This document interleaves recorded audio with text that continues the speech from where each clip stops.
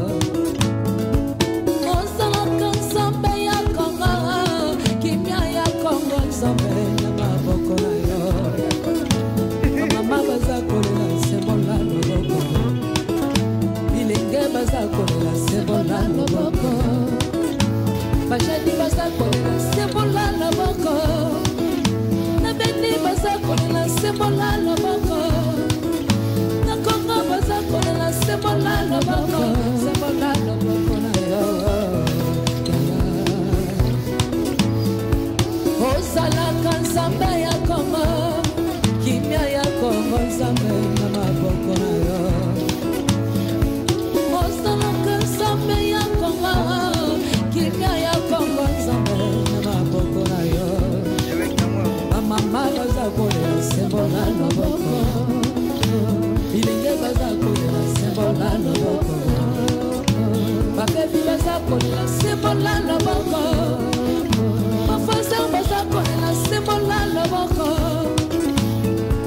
baza kolela sembo na loboko sembo na loboko na yo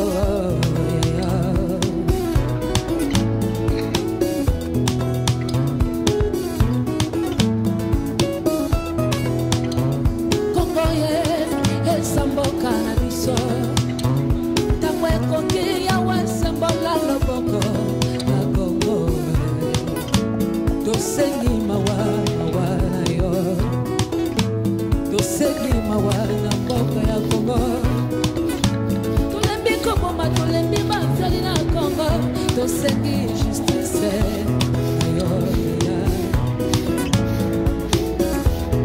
tolembi bakina kotanga tolembi bazali na Kongo tosengi justice na yo kabuni kabuni na ngai Sebola loboko na mboka ya Kongo Sebola loboko na mboka ya Beni na Kongo baza kolela sebola loboko bamama baza kolela sebola loboko bahoyo bakufi yawe sebola loboko biso toza kolela sebola loboko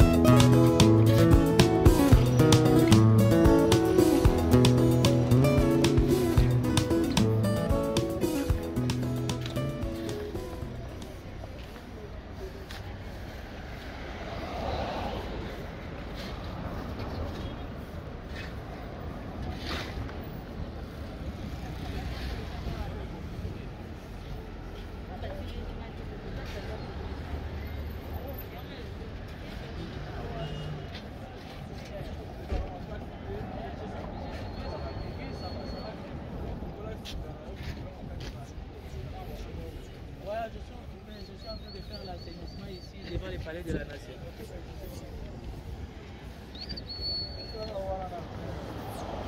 Ndeko Timothée Lenoir, tout le monde est là, du coup ça Palais de la Nation, on a équipe Mokunda, il y a plein de jeunes catholiques. Motivation ni les filles, les logos qui t'avouent ça la salon, non, d'abord merci à la presse, Ndenge Boye pour accompagner Bisso. Motivation est à Moko. Action citoyenne au Tomesana Nango. Dans le cadre de Front des jeunes pour les sursauts patriotiques, Fachi 20, certainement les gens vont se poser la question pour l'année Mokendaga à OIA, pour l'année Mokendaga à Palais de la Nation. Oui, parce que nous estimons qu'il y a des habits Kami Balé, ou ici la décision il y a Mbokezo Zouama.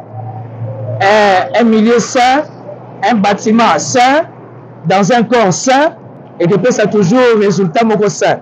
Donc, ça fait quelques temps, au sursaut patriotique, tout ça la guité. Il fallait que le gouvernement et Bima, il fallait que le choix, il y a directeur de cabinet et chef de l'État, il fallait que l'indépendance et Salama. Nous nous sommes dit pourquoi ne pas tout Koutana, mais bien sûr que tout ça, il y a une manière de belé à Koutana. Moi, il y a une manière principale, il y a Koutana, et il y a une rencontre citoyenne boyée, purement dans le cadre, il y a assainissement. Il y a un moment donné, depuis 9 h, tout ça, il y a un palais de la Nation, et si le bureau, le chef de l'État est allé, évidemment, à dire pour que tout le monde assainir en gros. Depuis Tongo et coïncider bien, nous avons visiteurs, nous avons corps diplomatique. Ça veut dire que notre présence est très capitale. Et pour nous, c'est l'eau à cicater. Tu vas comprendre que nous sommes une structure. Tout ça, la manière de fonctionner. Nous ne voulons pas fonctionner comme tout le monde. Tout ça, c'est une marche de santé. Et ça m'a bêté. Mais nous avons une marche de santé et nous avons une réunion à réflexion. Nous avons une descente, il y a une action citoyenne.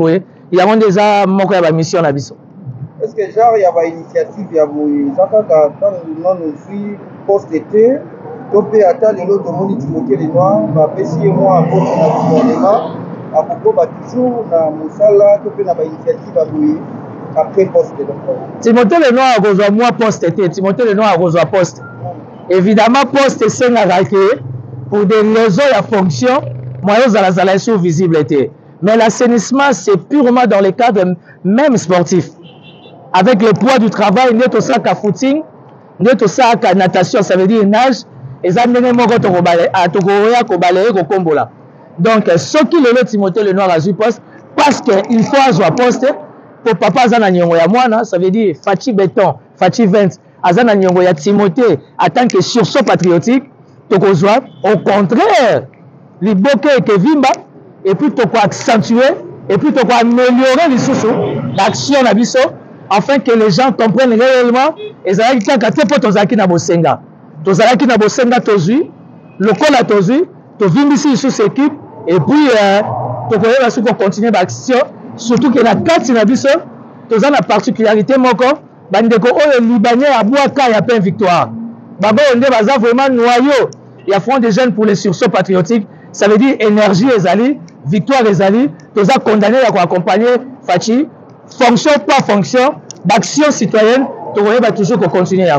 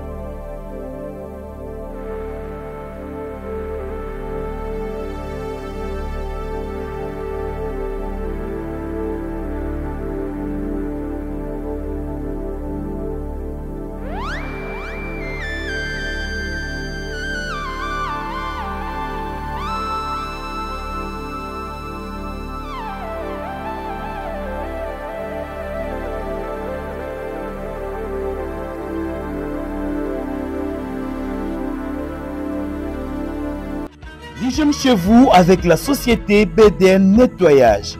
Pour tous vos travaux de nettoyage, immeubles, appartements, bâtiments, bureaux et autres, un service de qualité par des professionnels avec des matériaux aux normes internationales.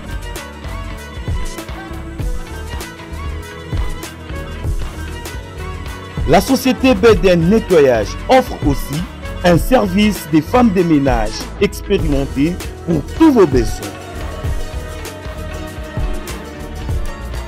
Pour tout contact, plus 33 61 38 86 338, plus 243 97 91 99 381. BDN Nettoyage, le meilleur du nettoyage. BDN, c'est la qualité de notre service.